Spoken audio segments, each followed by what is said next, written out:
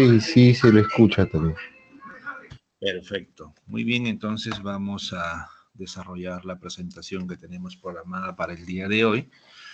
Es una presentación bastante sencilla y que la observamos nosotros con bastante frecuencia en el ejercicio de la práctica, ¿no? En los hospitales, ¿no? Vamos a ver el día de hoy los tumores en intestino delgado, en intestino grueso, ¿no? Y una patología de presentación muy frecuente en los servicios de emergencia, en el cual, pues, en el servicio de cirugía, básicamente, que es la apendicitis aguda, ¿no? Entonces, cuando nosotros hablamos de tumores intestinales, ¿no? Incluyendo intestino delgado, intestino grueso, hacemos referencia a proliferaciones celulares, ¿no? Proliferaciones celulares de las cuales podemos encontrar nosotros tumoraciones tanto benignas como malignas, ¿no? Y eso es lo que vamos a ver. Vamos a ver las tumoraciones benignas y malignas de presentación más frecuente a nivel de intestino delgado e intestino grueso, ¿no?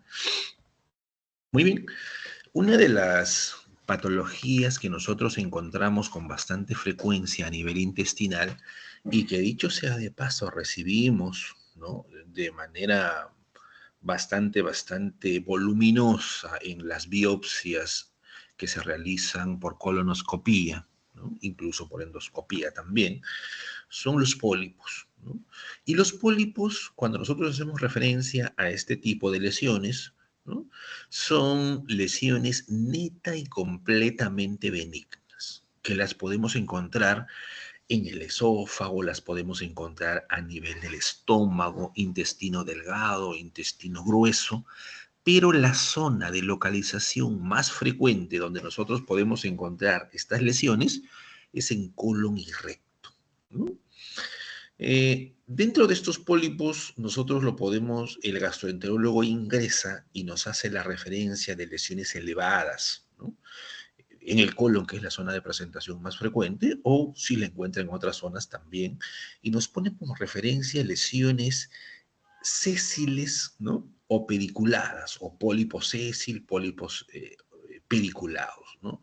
Y nosotros cuando recibimos este tipo de biopsias, porque el gastroenterólogo ingresa y hace la resección completa de estas lesiones elevadas, sésile significa una lesión sobrelevada que no tiene un tallo que la una a la base, ¿no? Como una lesión plana, sobrelevada, ¿no? Y una lesión pediculada, pues esta sí va a tener un pedículo que la une, pues, a la mucosa, básicamente, en este caso del colon, que es la zona de lesión o de presentación más frecuente. Cuando nosotros estamos frente a estos pólipos básicamente tienen un componente epitelial. Van a estar caracterizados por una proliferación de células epiteliales, células caliciformes, que se acumulan aquí y que van a originar una lesión sobrelevada. Estos elementos celulares en un pólipo tienen un fenotipo completamente benigno, ¿no? Y desde ya se observan al estudio microscópico como una lesión, como elementos celulares que son idénticas pues a lo que nosotros encontramos en el epitelio de la zona colónica. Pero tenemos también nosotros algunas lesiones sobrelevadas, las cuales el componente celular que las conforma y las reviste ya no tiene un fenotipo completamente benigno. Y todo lo contrario, los elementos celulares de una lesión elevada que presentan displasia, ¿no? Son denominados en la literatura que tenemos por referencia como pólipos neoplásicos. Y dentro de estos pólipos neoplásicos vamos a encontrar los famosos adenomas. Y cuando nosotros hablamos de adenoma, ya estamos hablando de una lesión sobrelevada que presenta displasia en el epitelio que la reviste, así como también cierta alteración estructural, dependiendo si estamos frente a un adenoma de bajo grado o de alto grado, y que lo vamos a ver más adelante de acuerdo a las características que cada una de ellas presenta. Dentro de los pólipos no neoplásicos y en los que nosotros encontramos pues, los pólipos completamente benignos, podemos encontrar nosotros pólipos inflamatorios, pólipos amartomatosos que pueden estar relacionados a generarnos neoplasias malignas a partir de estas lesiones elevadas, y los entera y completamente benignos, que son los famosos pólipos hiperplásicos, ¿no? En la imagen que mostramos aquí en la parte inferior derecha, ¿no?, de la imagen, pues es una imagen endoscópica en cual pues el gastroenterólogo ingresa y observa esta lesión sobreelevada. De acuerdo a los criterios endoscópicos o colonoscópicos que posee el especialista, el gastroenterólogo, pues ya él nos orienta, ¿no?, que es una imagen endoscópicamente compatible con pólipo hiperplásico o con un adenoma también, ¿no? Sí los relaciona, ¿no? Y muchas veces bastante acertados, ¿no? Porque nosotros lo corroboramos eso al estudio microscópico.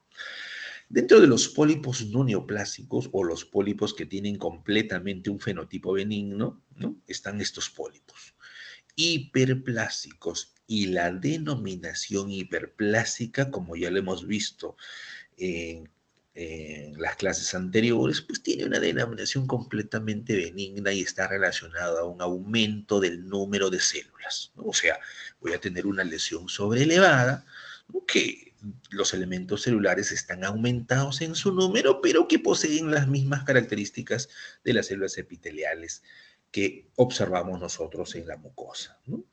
Y las vamos a describir como proliferaciones de células que conforman el epitelio, que tienen un fenotipo completamente benigno y que le encontramos nosotros con bastante frecuencia entre la sexta y séptima década de la vida, ¿no? Se encuentran con mayor frecuencia estos pólipos hiperplásicos, ¿no? Y estos definitivamente hay que diferenciarlos de los adenomas. Y diferenciarlos de los adenomas es muy sencillo.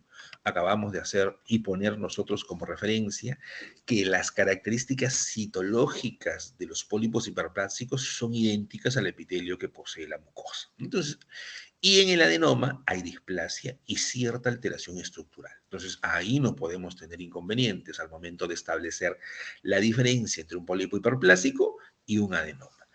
Pero si hay cierta diferencia, ¿no?, o cierta dificultad, perdón, para diferenciar un pólipo hiperplásico con un pólipo aserrado sésil. ¿Por qué existe cierta dificultad entre ellos?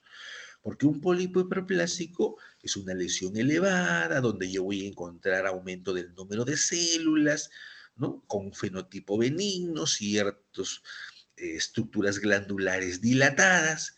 Y en el pólipo aserrado sésil yo voy a encontrar citológicamente lo mismo. Tienen características citológicas con fenotipo benigno, pero las glandulitas tienen una estructura en dientes de sierra y hacia la base de las glándulas presentan un ensanchamiento, una bifurcación o un ensanchamiento en forma de T invertida. ¿Y por qué es importante establecer la diferencia entre un pólipo hiperplásico y un pólipo aserrado sésiles? Porque el pólipo aserrado tiene posibilidades de malignizar en el tiempo, mucho mayores pues a las que presenta un pólipo hiperplásico, que es completamente benigno, ¿no? Estos pólipos hiperplásicos, como ya lo habíamos mencionado, los encontramos de presentación más frecuente en intestino grueso, ¿no? Y la zona de presentación más frecuente en el colon es en colon descendente, ¿no? Y generalmente estos pólipos hiperplásicos lo vamos a encontrar por debajo de 5 milímetros de diámetro, en su gran mayoría, ¿no? La superficie de estos pólipos hiperplásicos pueden ser lisos, ¿no?, nodulares, ¿no?, que las encontramos como lesiones elevadas ahí, y las características histológicas que nos van a permitir establecer el diagnóstico, que van a estar formados por elementos celulares maduros, ¿no? Maduro significa tan igual como lo hemos dicho que las células que conforman la mucosa, ¿no? Células caliciformes maduras y células absorbentes maduras, con una arquitectura en la superficie estrellada. ¿Qué significa? Que en la parte superficial van a presentar ciertas prolongaciones en forma estrellada, pero con un fenotipo completamente benigno, ¿no? Y aquí tenemos las características, ¿no? ¿Qué estamos observando acá? Esto es un pólipo hiperplástico y cuando yo hacía, bueno, esta es una referencia de una imagen a 10x, aquí sí lo tenemos a unos 40x en esta zona, y lo que estamos observando acá es una formación de estos penachos que en la parte superficial hacen como estas lesiones de tipo estrellada. Características y en algunas literaturas como un hallazgo patognomónico a la evaluación microscópica para establecer el diagnóstico de pólipo hiperplásico. Pero los pólipos hiperplásicos, ojo, los elementos celulares que conforman esta proliferación son completamente benignos, ¿no? Esa es la característica más importante. En esta otra imagen estamos observando un hacinamiento epitelial que produce una arquitectura dentada cuando hacemos un corte en una sección transversal, ¿no? Se ven unas cositas dentadas, pero los elementos celulares con un fenotipo completamente benigno y sobre todo los núcleos, ¿no? Que presentan una cromatina regular. En la imagen de al lado, pues también estamos viendo un pólipo hiperplásico con elementos fenotípicos completamente benignos y las estructuras glandulares. Una de sus características de benignidad es que los núcleos que conforman estas células que revisten todas estas glándulas, ¿no? Tienen una distribución basal y ordenada, básicamente con un componente mucinoso bastante adecuado a un elemento celular con un fenotipo completamente benigno, ¿no? Si nosotros tenemos los pólipos hiperplásicos y que los recibimos nosotros con bastante frecuencia cuando el gastroenterólogo hace las colonoscopías, pero también encontramos nosotros unas lesiones elevadas llamadas pólipos inflamatorios, ¿no? Y histológicamente esto va a estar caracterizado por un, como su nombre lo dice, como un componente inflamatorio mixto, ¿no? Elementos celulares mononucleares y elementos celulares polimorfonucleares. Estos pólipos inflamatorios se van a formar básicamente como parte del síndrome úlcera rectal solitaria, ¿no?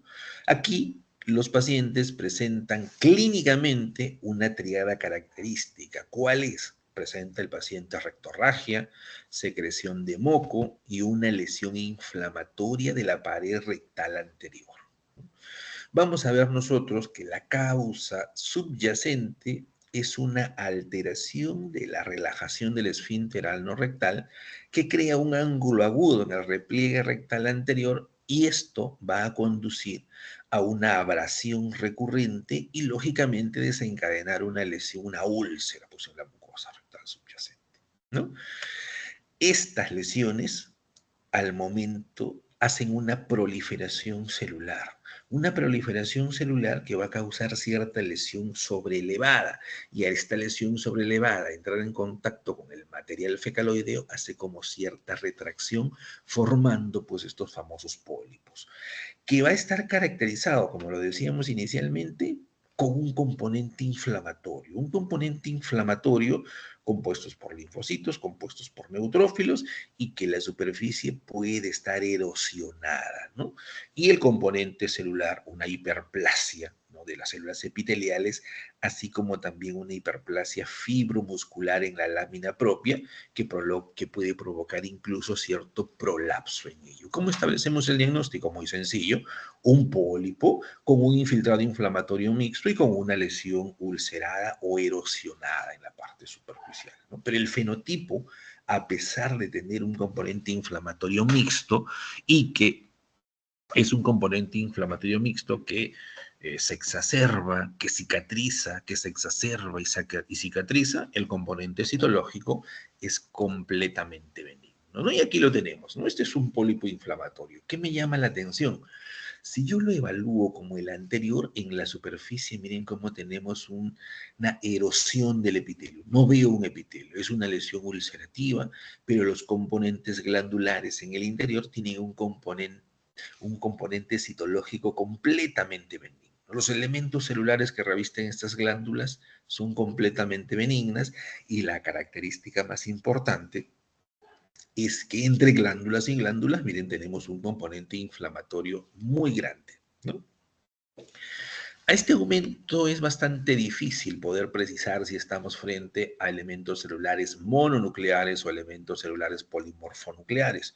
¿no? Tendríamos que ir a 40X, pero el componente inflamatorio es mixto. No es extraño en un componente inflamatorio encontrar dilatación de los pequeños vasitos a este nivel. No es extraño y es lo que observamos nosotros ahí. Fenotipo benigno con componente inflamatorio mixto, ¿no?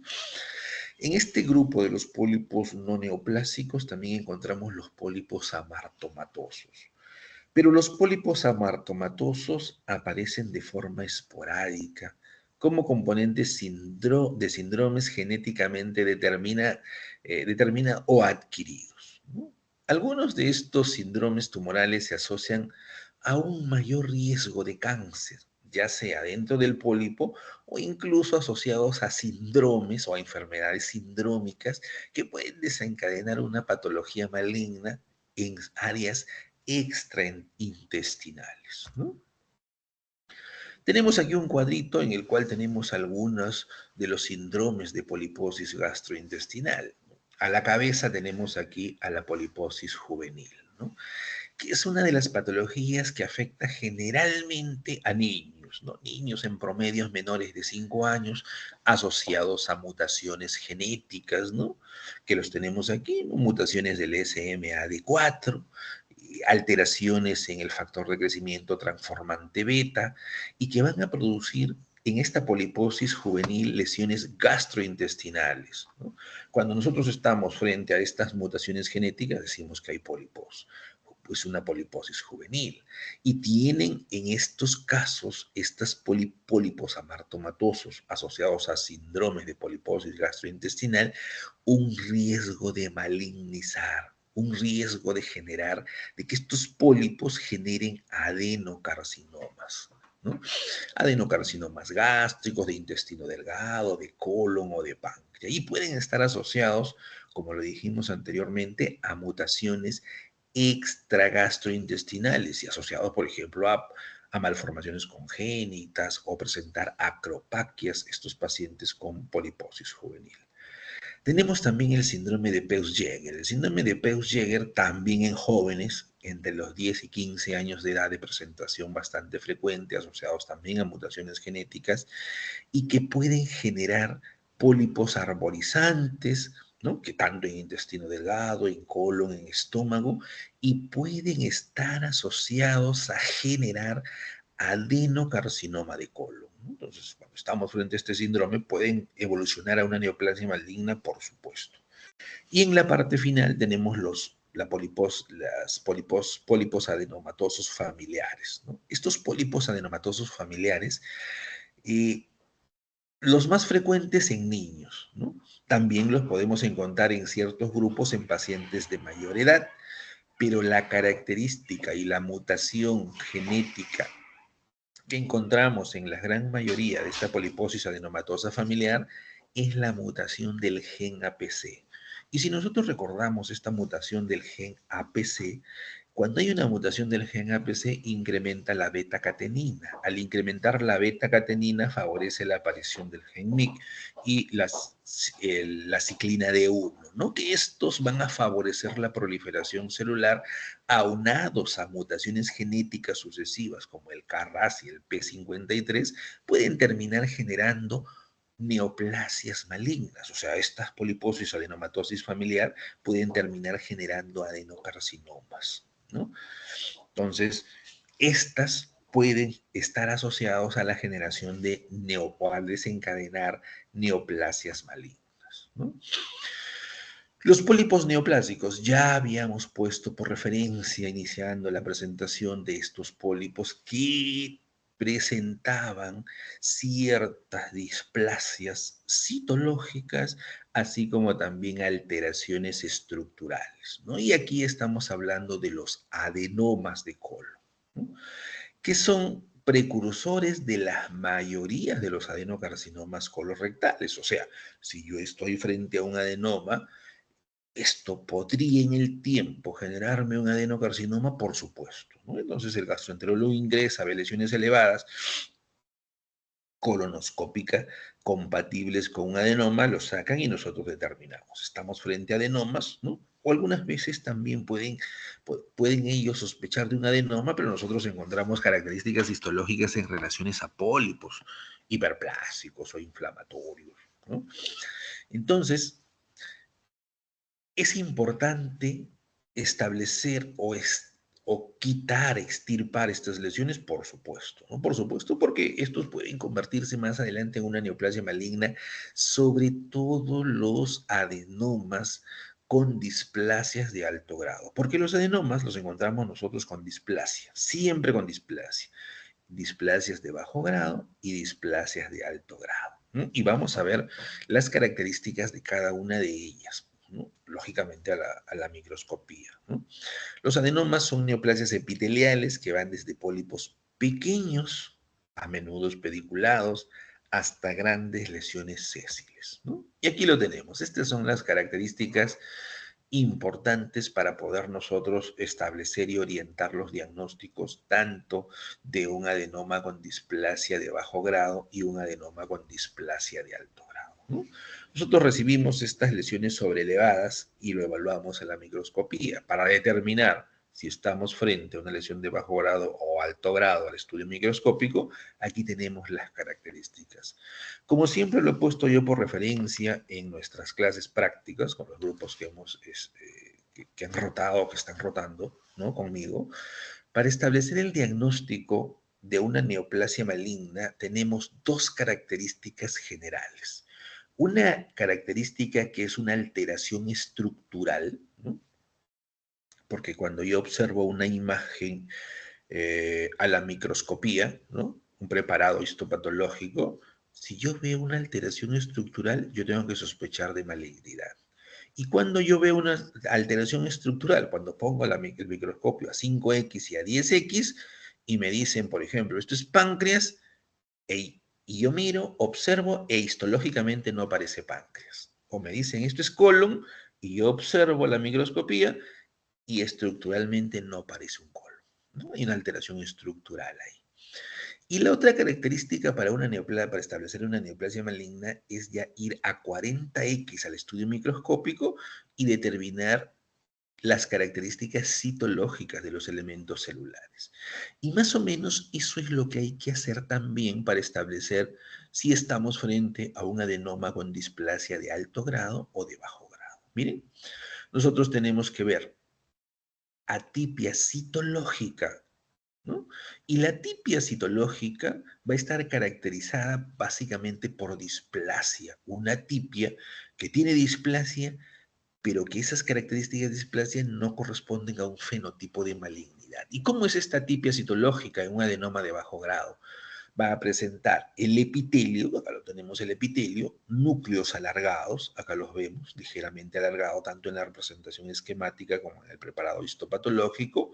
Vamos a encontrar esos núcleos alargados, pero con hipercromasia. ¿Qué significa hipercromasia?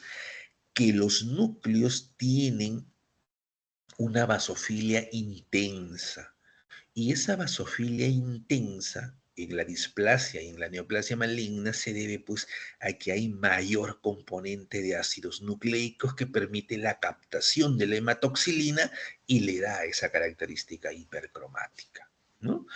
También podemos encontrar pseudoestratificación, o sea, núcleos más alargados, unos más largos, otros más pequeños, que le van a ofrecer esa característica de pseudoestratificación. Pseudo significa falsa, o sea, falsa estratificación. Se observan para que parecieran eso porque algunos núcleos alargados son mucho más largos, otros más pequeños, ¿no? Que llegan hasta los 3/4 del espesor del epitelio, ¿no? Y lógicamente van a estar asociados a una disminución o a la ausencia de mucina. La mucina va desapareciendo, ¿no? Va disminuyendo o desapareciendo. Y la otra característica es la atipia arquitectural. Las criptas van a estar aglomeradas en disposición tubular o vellosa. ¿Qué significa? Van a estar pegadas unas a las otras, pero pueden ser alargaditas como vellosidades o redonditas como túbulos, ¿no? Si poseen estas características, nosotros decimos que estamos frente a una displasia de bajo grado. En una displasia de bajo grado, el riesgo de malignidad es muy poco probable, pero ya existe cierto riesgo. Pero cuando estamos con un adenoma con una displasia de alto grado, evaluamos las mismas características. plásticas. Y vemos una atipia citológica, pero a diferencia de la displasia de bajo grado, los núcleos son redondos, ¿no? Aquí lo vemos, son redondeados, abiertos, con nucleolos prominentes, ¿no? Acá en la displasia de bajo grado no veíamos, no observábamos por lo menos esa característica de los nucleolos. Aquí hay nucleolos prominentes. Vamos a ver una pérdida total de la polaridad. ¿Qué significa polaridad? Cuando vimos un pólipo hiperplásico, describimos que los núcleos de las glándulas tenían una distribución basal. Esa pérdida de la ubicación basal de los núcleos ya no la observo, ¿no? Y hay una pérdida total de la polaridad. Y los núcleos lo puedo encontrar como lo vemos aquí en estas glándulas cridiformes de una manera desordenada. A eso le llamamos pérdida de la polaridad. Vamos a ver un aumento considerable de la apoptosis. Vamos a encontrar una característica contundente de la displasia de alto grado, que son mitosis atípicas. ¿Qué significa? Células que están dividiéndose, que están haciendo mitosis, pero que no corresponde a ninguna de las fases de la mitosis, ¿no? Ni profase, ni metafase, ni anafase, ni telofase, completamente atípicas, ¿no? Y la pseudoestratificación es mucho más marcada, ¿no? Entonces, cuando yo encuentro estas características citológicas, displásicas, ¿no? A la atipia estructural, las criptas aglomeradas, como las veo acá, unas juntas a las otras, ¿no? En forma cribiforme. Estas glándulas o estas criptas que yo veo pegadas unas a las otras, sin espacio entre ellos, esas tienen una característica cribiforme, ¿no? Son tortuosas, ramificadas, asimétricas, sin estroma entre ellas, están pegadas, ¿no? Y a eso se le conoce básicamente como el fenómeno Bach-to-Bach, o sea, las glándulas están pegadas espalda con espalda, ¿no? Y aquí tenemos la característica. Entonces, de esa manera nosotros determinamos, pues, las displasias de alto grado. Pero entre estas displasias de alto grado y el adenocarcinoma hay un margen bastante pequeño, ¿no? Y cuando nosotros estamos frente a biopsias muy pequeñitas y muy chiquitas, ¿no? A veces establecer la diferencia entre una displasia de alto grado y un adenocarcinoma nos quedamos cortos cuando tenemos biopsias, básicamente. Es a pesar que nosotros tenemos criterios microscópicos para determinar incluso infiltración en zona superficial. Si notamos reacción desmoplásica en una biopsia de 2 milímetros, significa que eso ya está haciendo infiltración, ¿no? Pero mientras no lo veamos, nos quedamos con displasia de alto grado. Pero a veces tenemos una biopsia de una lesión elevada pequeña, que es un adenoma con displasia de alto grado, ¿no? 2 milímetros, y ya eso es un adenocarcinoma, está infiltrando hacia la parte inferior, se está metiendo, y cuando hay una resección mucho más amplia, una mucosectomía, observamos que ya ha infiltrado, ¿no? Entonces, es bastante limítrofe establecer estos diagnósticos, ¿no? Aquí tenemos el otro adenoma cerrado sésil, y está considerado como un adenoma cerrado sésil porque a pesar de que el fenotipo de los elementos celulares que revisten estas glándulas tienen un fenotipo completamente benigna, hacen estas características, ¿no? Viene la glándula, se hace aserradita como en dientes de sierra a este nivel, acá también como en dientes de sierra, ¿no? Pero en la base tiene un ensanchamiento como una T invertida, o tiene una bifurcación como la vemos acá, como en I, una Y invertida. Esas características le atribuyen a esta lesión adenoma cerrado sésil. Y hay que tenerlo en consideración porque esta tiene probabilidades de evolucionar a una neoplasia maligna. Hay que reportarlo, no es como un pólipo hiperplásico, ¿no? Que es un fenotipo citológico completamente benigno.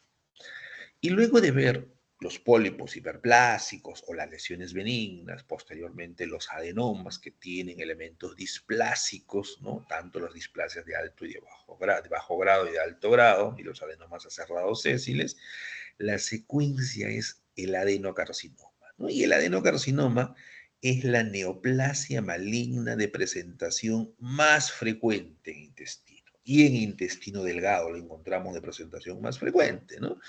Y la zona del intestino delgado donde encontramos la representación más frecuente es en el colon, ¿no? Es la neoplasia maligna más frecuente del tubo digestivo y una de las principales causas de morbimortalidad en el mundo. Y como todas las neoplasias hemos puesto nosotros por referencia, la mortalidad o el pronóstico, ¿no?, va a estar relacionado directamente al estadiaje que tenga la neoplasia al momento de establecer el diagnóstico, pues, ¿no? No es lo mismo establecer un adenocarcinoma in situ o un adenocarcinoma que está en el epitelio, a las justas infiltrando mucosa, que un adenocarcinoma, pues, que ya infiltra la muscular o que infiltra la serosa, que compromete ganglios linfáticos o que hace metástasis a distancia, ¿no? Es bastante diferente el pronóstico del paciente.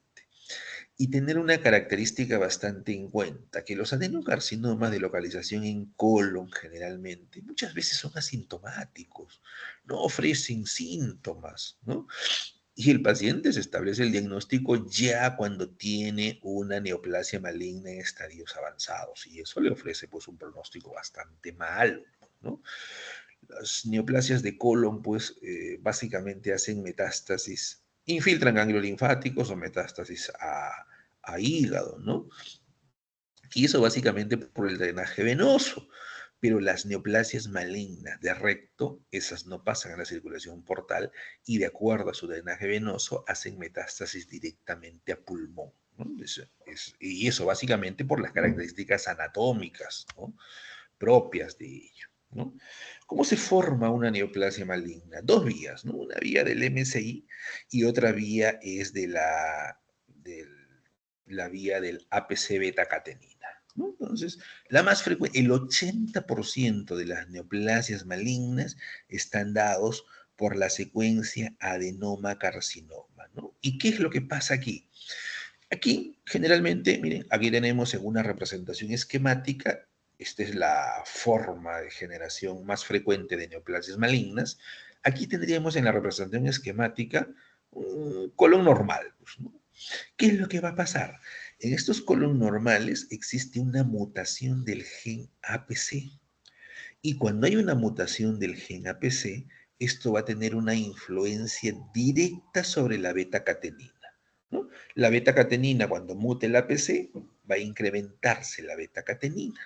Esta beta-catenina, como lo mencionamos anteriormente, va a estar relacionado directamente a generar, ¿m?, proliferación del MYC y de la ciclina D1, ¿no? Entonces, ¿esto qué va a originar? Va a originar que se incremente la proliferación celular, ¿no? Y lo vemos acá, ¿no? Van a haber mutaciones mutaciones genéticas que van a favorecer la proliferación celular, pero ojo, una proliferación celular, pero con elementos celulares que poseen todavía un fenotipo benigno, ¿no? Entonces, hay una proliferación, pero un fenotipo benigno, no una biopsia, lesión elevada, características histológicas con pólipo hiperplásico, no, no pasa nada, no hay una lesión benigna, pero ya hay mutaciones genéticas. Cuando se aunan mayores mutaciones genéticas, porque la neoplasia maligna, cuando vimos en bases moleculares del cáncer, está determinada una neoplasia maligna por mutaciones sucesivas, ¿no? Una mutación ni dos no me crean, pues una neoplasia maligna. Se le aúna la mutación del KRAS que termina favoreciendo la multiplicación celular y la multiplicación celular con daños en la secuencia del ADN, pues se va a ir sumando la proliferación celular, ¿no? Y una vez que proliferan estas y se aumentan, van incrementándose las mutaciones, yo puedo tener una lesión elevada con displasia y con alteración estructural. Y ahí tenemos los famosos adenomas. Todavía no es un cáncer un adenoma, no, no es un cáncer, ¿no? Podemos tener un adenoma de bajo grado, de alto grado, pero cuando tenemos displasias de alto grado, y aquí le encontramos asociados, el paciente hace mutaciones del TP53 o el del guardián del genoma, esto va a pasar a un carcinoma. ¿Por qué? Porque ¿qué hacía el guardián del genoma? El guardián del genoma identificaba una anomalía en la secuencia del ADN y la llevaba a senescencia o corregía el daño. Y si no lo corregía, le enviaba a muerte celular por apoptosis, ¿no? Pero si yo no tengo este TP53, que es el guardián del genoma, este adenoma, si es un adenoma con displasia, va a pasar a un carcinoma, ¿no? Y ahí tenemos la secuencia, ¿no? Adenoma, carcinoma, y que esta secuencia representa básicamente al 80% de las neoplasias malignas o de los adenocarcinomas que encontramos a nivel del colon, ¿no? Entonces, la importancia de este PTP53, ¿no? Para la formación del cáncer. ¿Y qué es lo que nosotros vamos a ver en el colon? Aquí está. Aquí tenemos un carcinoma de colon, estas son imágenes macroscópicas. En la figura A estamos viendo un cáncer rectal ulcerado, ¿no? Nosotros recibimos el colon, ¿no? Abrimos el espécimen y encontramos pues la mucosa, que puede estar congestiva o no, y encontramos una lesión de tipo ulcerativa con los bordes ligeramente sobrelevados. Esas características son bastante sugestivas de una neoplasia maligna, macroscópicamente hablando. Hacemos los cortes, pues, porque si ya tenemos el colon, es probable, no es probable, es porque ya hemos tenido una biopsia prueba confirmatoria de neoplasia maligna. Al lado observamos el cáncer de colon sigmoides. Bueno, aquí vemos la imagen macroscópica, pero que ha invadido ya a través de la muscular de la mucosa, ¿no? Entonces, recordar que el adenocarcinoma inicia a nivel epitelial, infiltra la submucosa, infiltra la muscular, puede atravesar hasta la serosa, infiltra ganglios, ¿no? Y puede hacer metástasis a distancia, ¿no? Aquí tenemos imágenes en relación pues al adenocarcinoma, ¿no? Recordemos nosotros que cuando estamos frente a una neoplasia maligna, conforme se van incrementando las mutaciones, el fenotipo citológico y la alteración estructural va cambiando, ¿no? Y es por eso que tenemos neoplasias malignas bien diferenciadas, ¿no? Se van sumando mutaciones y esa neoplasia maligna bien diferenciada se convierte en una medianamente diferenciada y posteriormente termina convirtiéndose en una poco diferenciada, ¿no? Donde ya se pierden todas las características estructurales, ¿no? Y eso es lo que tenemos acá, miren. En esta imagen A observamos un adenocarcinoma bien diferenciado, ¿no? Y bien diferenciado porque las características citológicas tienen fenotipo de malignidad, ¿no? Pero todavía conservan ciertas estructuras glandulares. Bueno, aquí vemos una necrosis sucia en el interior, reacción desmoplásica en la periferia de la glándula, ¿no? En esta imagen central corresponde a un adenocarcinoma poco diferenciado. Y decimos poco diferenciado porque miren cómo se va perdiendo las estructuras glandulares. Aquí se van juntando unas con otras y que posteriormente van a terminar formando una masa y yo ya no veo estructuras glandulares, ¿no? Y en esta otra imagen que observo acá, vemos el adenocarcinoma mucinoso. Un adenocarcinoma mucinoso con células en anillo de sello, ¿no? ¿Qué significa? Que los elementos celulares están completamente repletos de mucina y la mucina intracitoplasmática desplacia el núcleo a uno de sus lados, dándole la imagen característica en anillo de sello. Y la mucina incluso la podemos encontrar fuera, lagos de mucinas, pues, ¿no? Y el diagnóstico se establece al encontrar lagos de mucina con elementos celulares, pues, entre ellos, lógicamente con fenotipo maligno, ¿no? Habíamos manifestado nosotros que el adenocarcinoma de colon, pues, puede hacer metástasis, ¿no? Conforme va haciendo infiltración, ¿no? Y conforme infiltra, pues, vasos linfáticos o infiltra vasos venosos, ¿no? O sanguíneos, ¿no? Aquí tenemos una imagen, pues, de una metástasis, ¿no? ¿Cómo podemos decir dónde estamos localizados nosotros? Aquí vemos, miren, todo esto son glándulas, glándulas, glándulas, glándulas, que corresponde a un adenocarcinoma.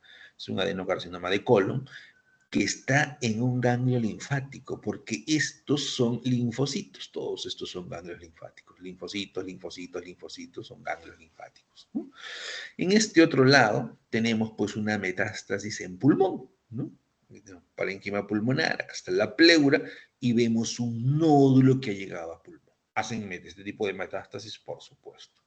Y en la imagen inferior, este es un hígado, el cual pues está infiltrado, ¿no? Aquí vemos múltiples nódulos, estos dos más grandes y otros satélites periféricos, ¿no? Donde hay una metástasis, pues, a nivel hepático, ¿no? Que es bastante frecuente en los adenocarcinomas de colon, ¿no? Esta es una imagen de un adenocarcinoma, un preparado histopatológico, ¿no? Aquí están las glándulas con alteración estructural, con cierta mucina en el centro, glándulas, como habíamos dicho, haciendo el fenómeno back-to-back, ¿no? Aquí está la glándula, miren, y esta otra está pegada una con la otra y no deja estroma entre, espacios de estroma entre ellos, ¿no? Aquí vemos una glándula media irregular con la presencia de necrosis sucia en su interior, ¿no? Hablamos de necrosis sucia, necrosis y polimorfonucleares, ¿no? Abundantes en el interior, ¿no? Y aquí miren, ¿ven? Cuando esto se va perdiendo diferenciación, ya lo vemos como en este lado, ¿no? Que en este lado, por ejemplo, se va perdiendo las características glandulares. Y si esta neoplasia maligna va a adquirir, porque van adquiriendo mayor número de mutaciones, en, el, en un futuro, pues esto se hace una masa y ya no veo glándulas, ¿no? Es por ello que el diagnóstico de metástasis a distancia en un adenocarcinoma de colon poco diferenciado, hay que recurrir a marcadores de inmunistoquímica, porque la característica estructural propia del adenocarcinoma de colon se va perdiendo, ¿no? Es lo que pasa, ¿no? Aquí también tenemos un adenocarcinoma, miren, ve, y aquí vemos y nos permite determinar que estamos frente a una muestra de colon, ¿no? Miren, en el borde superior de la imagen, vemos las glándulas, ¿no? Esto pertenece a colon, un colon normal, y en la parte inferior, ¿no? Aquí tenemos, y en este lado tenemos el adenocarcinoma. Esta es la parte limítrofe, ¿no? Aquí tenemos el adenocarcinoma hasta aquí, y en la parte de acá está normal, ¿no? Miren, este es el adenocarcinoma, con su necrosis sucia, con su reacción desmoplásica, que esta reacción desmoplástica le da cierta consistencia firme al tumor. Nosotros cortamos el tumor, tiene una coloración blanquecina, beige, ¿no? Que le da esa consistencia, porque las glándulas en sí no tienen esa consistencia. Y si nosotros analizamos pues las características citológicas, nucleolos con estratificación, con alteración estructural de la glándula, con necrosis sucias en su interior. Incluso, miren, aquí donde está mi crucecita, ahí vemos una mitosis atípica en el interior de estas glándulas completamente atípicas, ¿no? Y acá están, así deberían ser las glándulas normales del colon, ¿no? Y no deberían infiltrar la submucosa, ¿no? El epitelio lo encontramos por encima de las musculares de la mucosa, ¿no? Normal, y no debería haber glándulas, y mucho menos atípica en este nivel, ¿no? Luego tenemos una de las patologías de presentación bastante frecuente en los servicios de emergencia, sobre todo en emergencia en el área de cirugía, ¿no? Y es la apendicitis aguda. Esta apendicitis aguda, pues es una de las patologías bastante frecuente. El paciente joven es el paciente que mayormente se afecta, ¿no? Que puede presentar en cualquier grupo etario, pero son los jóvenes. Estos pacientes llegan directamente al servicio de medicina refiriendo dolor abdominal, ¿no? Una vez que le evalúa el servicio de medicina y determina pues un dolor abdominal que es sugerente, sugestivo o algunas veces contundente de apendicitis aguda, pues lo deriva pues al servicio de cirugía, pues, ¿no? Para que sea evaluado por el cirujano, ¿no? Y así tenga las dudas. El servicio de medicina tiene que derivarlo, ¿no? No vaya a ser una apendicitis, ¿no? La duda que lo descarte cirugía. La apendicitis es un divertículo y es un divertículo verdadero. Ah, pero si hay divertículos verdaderos, hay divertículos falsos, ¿no? Si no, no tendría que estar ese término ahí, por supuesto, ¿no? La diferencia, posee, pues, por lo menos 3 capas de la pared intestinal, ¿no? Mucosa, submucosa, muscular, ¿no? Y serosa incluso tiene, pues, el apéndice secal, ¿no? Que le encontramos en el ciego y que está propenso a inflamación, tanto aguda como crónica, ¿no? Los pacientes que mayormente son afectados, ya los mencionamos, son los jóvenes, ¿no? Los adolescentes. El diagnóstico muchas veces puede ser difícil de confirmar, pero ante la dificultad de establecer un diagnóstico de apendicitis aguda, el cirujano opta por es hacer una apendicectomía, ¿no? Es por eso que nosotros encontramos algunas apéndices SAS, como nosotros las llamamos, o sea, sin alteraciones histológicas, sí. O sea, el diagnóstico no estuvo bien establecido. A pesar que el diagnóstico de apendicitis agudas es eminentemente clínico, un dolor abdominal en epigástrico periumbilical que migra fosiliaca derecha con rebote positivo, pues, ¿no? Es altamente sugestivo, pero esa característica clínica de apendicitis aguda en todos los pacientes no se presenta como tal, ¿no? Y sobre todo en pacientes ancianos, la sintomatología, y los niños pues no tienen esa cronología específica, ¿no? O las apéndices retrosecales no ofrecen esa clínica específica. Se cree que la apendicitis aguda se inicia por un aumento progresivo de la presión intraluminal que afecta el flujo venoso. Y dentro de sus procesos obstructivos ingresan las heces, forma un coprolito que obstruye el flujo venoso y se inicia el cuadro, ¿no? Vamos a ver nosotros que entre el 50 y 80% de los casos se asocian a obstrucción luminal, perdón, luminal del apéndice secal, habitualmente provocada por una pequeña masa pétrea de eso llamado coprolito. Puede ser un tumor o puede ser un parásito también, ¿no? La hiperplasia linfoide periapendicular también puede ocasionar pues, este proceso. Infecciones víricas, compresiones apendiculares, ¿no? Éxtasis del contenido luminal permite la proliferación bacteriana que conduce a una isquemia o una inflamación, ¿no?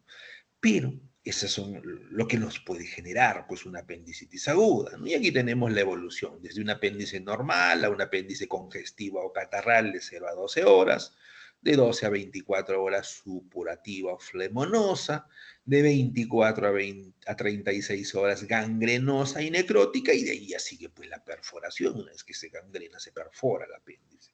Y esto es lo que se trata de evitar, ¿no? Llegar a la perforación. Pero a pesar de ello, nosotros recibimos en el servicio de anatomía patológica apéndices perforadas, ¿no?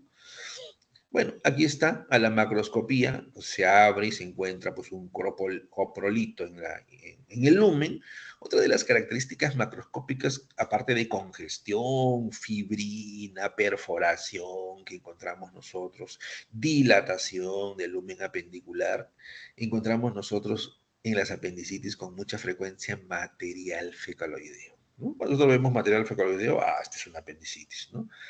El porcentaje de apéndices SAS sin alteraciones histológicas significa es bastante pequeño, pero se presenta también. ¿Hemos encontrado? Por supuesto que sí. ¿Cómo establecemos microscópicamente el diagnóstico de apendicitis aguda? Si estamos hablando de una obstrucción que me puede llevar hasta una gangrena, ¿no?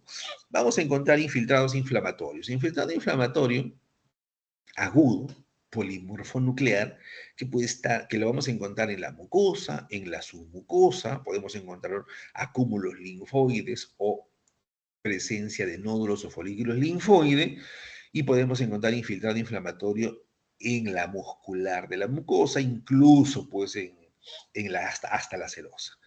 Pero la característica histopatológica que a nosotros, los patólogos, nos permite hacer el diagnóstico de apendicitis aguda es encontrar neutrófilos en capa muscular. Si yo no encuentro neutrófilos en capa muscular, no puedo decir que estoy frente a una apendicitis aguda, ¿no? Lógicamente que una vez que encuentro como criterios histopatológicos, puedo aunar, pues, congestión vascular, neutrófilos en lámina propia, facelación del epitelio de revestimiento, nódulos o folículos linfoides, congestión, etcétera, etcétera. O neutrófilos incluso en la adventicia, ¿no? Hasta la serosa, o perforación incluso, podemos observar nosotros, hay perforación cuando vemos ruptura de la muscular propia, ¿no? Pero el criterio histopatológico, neutrófilos en capa muscular. Si no hay neutrófilos en capa muscular, el diagnóstico anatomopatológico no puede ser pues una apendicitis aguda, ¿no? Aquí vemos, miren, aquí incluso se está perforando la muscular propia, ¿no? Y vemos polimorfos nucleares, vamos a ver si a mayor aumento podemos precisar. Bueno, no, este es el mayor aumento que tenemos. Neutrófilos en capa muscular, que es el criterio contundente para establecer el diagnóstico de apendicitis aguda. Muy bien, jóvenes. esa es la presentación que teníamos pendiente para el día de hoy. No sé si alguien tendrá alguna pregunta, comentario, aporte, ¿no? En relación a la presentación, la puede hacer si es que la hubiera. ¿Para cuándo tienen programado? ¿Ya tienen fecha de examen, Miguel? Eh, Todavía no, doctor, creo que va a ser movida para el día 5 de agosto en la tarde. Bueno, ya eso lo coordinan con la doctora netamente Huiza y pues ya ella nos estará avisando, pues, ¿no? ¿Ya?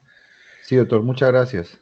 Ok, muy bien, jóvenes, esta es la presentación. Voy a subirla inmediatamente aquí al archivo del aula virtual para que todos la puedan tener, ¿ya? Buenas noches con todos y será pues hasta una próxima oportunidad. Muchas gracias, doctor. Hasta luego.